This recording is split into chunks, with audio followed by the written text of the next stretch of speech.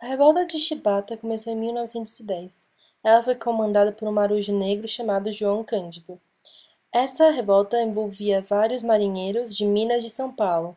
Eles tomaram controle das embarcações e enviaram um telegrama ao presidente exigindo a abolição dos castigos. E eles também queriam aumento salarial, a folga semanal para todos os marinheiros. E, caso o pedido não fosse atendido, eles bombardeariam o Rio de Janeiro, que naquela época era a capital. Então, o governo atendeu o seu pedido e votou uma lei no Congresso que dizia que eles não puniriam os envolvidos, porém descumpririam a própria lei e algumas prisões foram decretadas. E outro protesto foi organizado nas Ilhas de Cobras, mas o exército foi enviado para controlar a situação e fuzilar os rebeldes. Os que sobreviveram foram mandados para a Amazônia, mas o João Cândido foi para um sanatório, que podia ser até pior que a prisão, e ele morreu em 1969, pobre e esquecido por todos. Outra coisa importante para saber sobre essa época é a importância que a rádio teve. Em 1922 foi feita a primeira transmissão oficial de rádio no Brasil, que foi feita no Alto do Corcovado, no Rio de Janeiro. E em 1923, novos aparelhos receptores foram instalados no Rio de Janeiro. E outras emissoras com outros objetivos de espalhar arte e cultura, além das rádios informativas, começam a surgir no mesmo ano. Fato relevante é que Hermes de Fonseca foi o presidente do Brasil entre 1910 e 1940. A política café com leite foi importante, e nessa política a maioria dos presidentes eram de Minas Gerais e São Paulo, e eles eram os estados mais ricos nessa época. Esses dois estados acabaram sendo os mais favorecidos no seu setor agrícola, e no caso de São Paulo era o café e no caso de Minas o leite.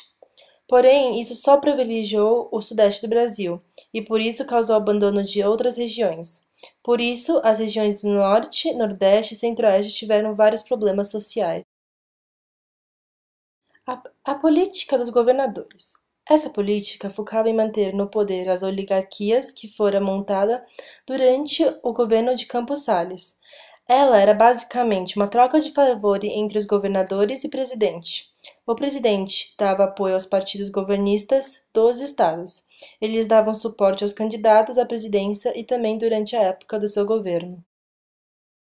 O coronelismo. No coronelismo havia o coronel, que era uma figura muito comum durante o começo da República Velha, principalmente no interior do Brasil.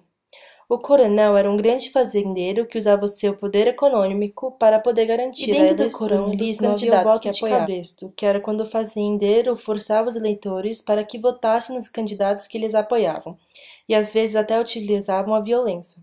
Já que nessa época o voto era aberto, esses eleitores eram pressionados por capangas do coronel para que votassem nos candidatos desejados. Os coronéis também utilizavam outras formas para conseguir os votos, como a compra de votos, votos fantasmas, trocas de favores, fraudes eleitorais e o uso da violência.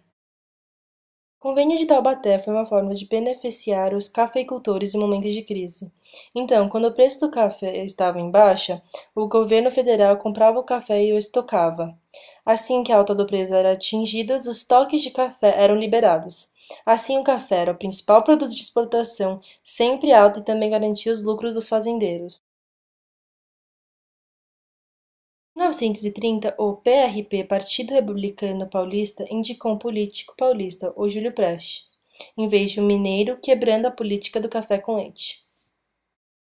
A Aliança Liberal tinha o principal objetivo de lançar o presidente Getúlio Vargas. Mas isso não ocorre. Prestes ganha em abril e os descontentes políticos da Aliança Liberal alegam uma fraude eleitoral.